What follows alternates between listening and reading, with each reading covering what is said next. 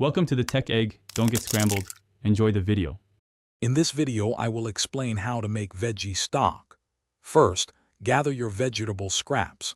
Think about onion skins, carrot ends, celery trimmings, and mushroom stems.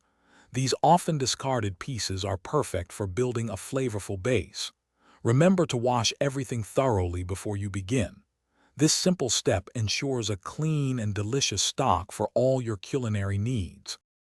Now, let's talk about the core ingredients. You'll want about 2 pounds of mixed vegetable scraps.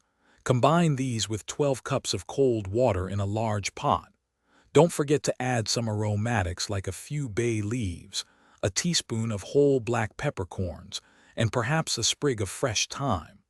These additions will deepen the flavor profile of your stock beautifully. Once your ingredients are in the pot, bring them to a gentle simmer over medium heat. As soon as it starts to bubble, reduce the heat to low, allowing it to just barely simmer. Let it cook for at least 45 minutes, or up to 2 hours, for maximum flavor extraction. Resist the urge to boil it rapidly, as a slow simmer yields a clearer, more robust stock. After simmering, it's time to strain your golden liquid. Carefully pour the entire contents of the pot through a fine mesh sieve, ideally lined with cheesecloth, into a clean bowl.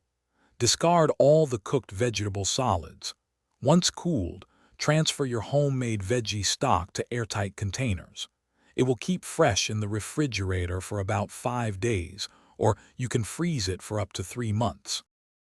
Thanks for watching. Consider subscribing if I helped unscramble your problems.